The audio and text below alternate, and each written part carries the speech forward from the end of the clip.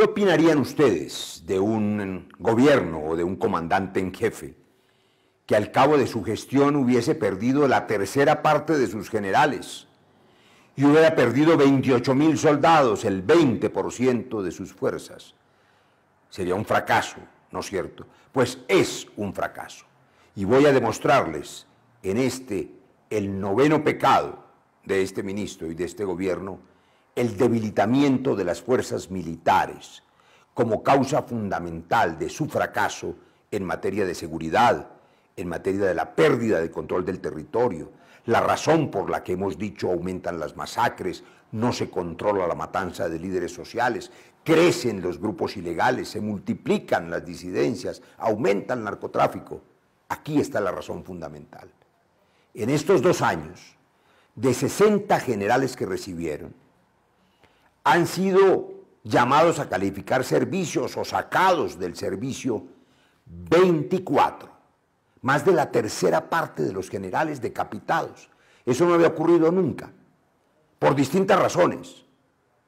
Quizá algunos, dicen fuentes oficiales, por corrupción, o quizá no, quizá son inocentes, quizá buenos oficiales han salido de la línea de mando más bien por razones políticas, porque los acusan de estar parcializados con el proceso de paz o con el gobierno Santos, o porque todavía se atreven a decir que la paz es la victoria.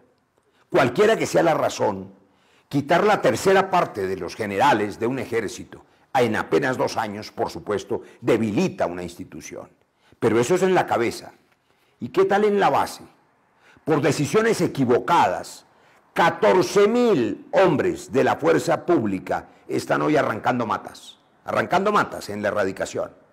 ¿Cuántos infantes de marina que con ilusión entraron a la armada porque estaban orgullosos de su carrera y de su uniforme, les terminaron quitando el fusil, dándoles una pala y arrancando matas de coca en un esfuerzo además inútil? Porque como muestran todas las cifras, el proceso de erradicación forzosa es un fracaso, la erradicación es más grande que en cualquier otro proceso y por supuesto así no se acaba el narcotráfico. Pero en cambio, esos 14.000 hombres, más otros 14.000 que se han dejado de reclutar, hay un déficit de 14.000 en el reclutamiento por falta de operación y de capacidad del gobierno para proveer los recursos económicos y los procedimientos del reclutamiento. Es decir, hay 28.000 hombres menos que los que recibieron y son 145.000 los efectivos de nuestro Ejército Nacional.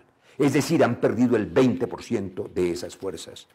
Y mientras 14.000 soldados están arrancando matas, pues, por ejemplo, la Fuerza de Tarea Omega, distraída en esa tarea inútil, el GAO residual del Frente Primero se fortalece. Y los narcos andan felices con las rutas del narcotráfico despejadas porque 14.000 soldados están arrancando matas. Debilitamiento de las fuerzas militares en la cabeza y también en la base. Menos generales, menos soldados, coroneles que no ascienden por mérito sino por recomendaciones políticas, desmantelamiento del aparato de inteligencia y como consecuencia episodios que debilitan las fuerzas militares, como ese video humillante que ustedes van a ver ahora, en que un grupo de ilegales, de disidentes, se atreven a copar, a tirar al piso y a humillar un número de soldados de la patria desarmados e inermes. ¿Saben por qué? Véanlo. Porque a sus jefes no les importa a ustedes. Créanlo, muchachos, a sus jefes, a sus comandantes no les interesa a ustedes. A ustedes, nosotros matamos aquí uno de ustedes y ¿sabe qué hacen? Van a un pueblo y reclutan a otro de nuestra misma clase social, de la gente pobre, que es lo más triste. Ve, aquí tenemos a todos estos soldados profesionales, del desminado humanitario. Les vamos a respetar la vida siempre y cuando ellos cooperen con nosotros en información y entregándonos toda la intendencia que tengan. Total falta de planeación, total falta de técnica.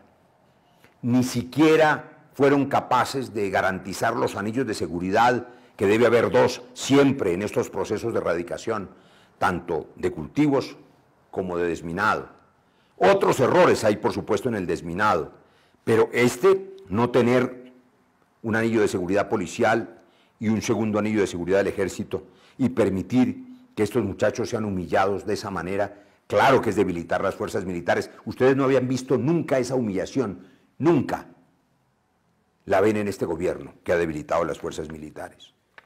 Pero además de esa humillación, por supuesto se debilitan las fuerzas militares cuando no se escuchan las denuncias de corrupción y peor aún de infiltración. Yo le pregunto al ministro Carlos Holmes si sabe o no sabe que en la base militar Piedras del Batot 24 en Tarazá, vean ustedes esta fotografía. Esta fotografía la denunció el teniente coronel Diego Uribe a sus superiores.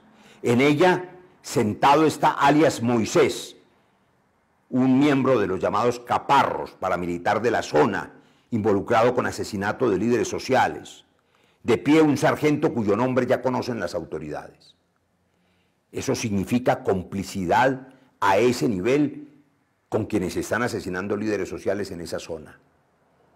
Y el teniente coronel, ministro, ¿sabe usted que en lugar de que sus denuncias fueran atendidas, lo trasladaron en castigo a Leticia, al Amazonas? Eso debilita a las fuerzas militares. Cuando no se escuchan las denuncias y en lugar de sacar al sargento comprometido, sacan al coronel valiente que está dando la información y la denuncia.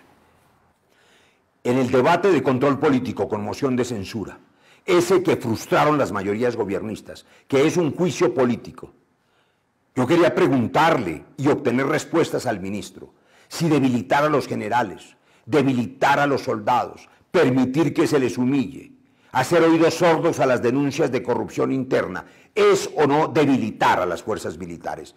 ¿No es esa la razón fundamental de la pérdida de la seguridad en Colombia? No hubo ese juicio político porque el Congreso no lo permitió. Ahora, ustedes que han visto la evidencia del debilitamiento de las fuerzas militares en estos 2 años por cuenta de este gobierno y de este ministro, juzguen ustedes.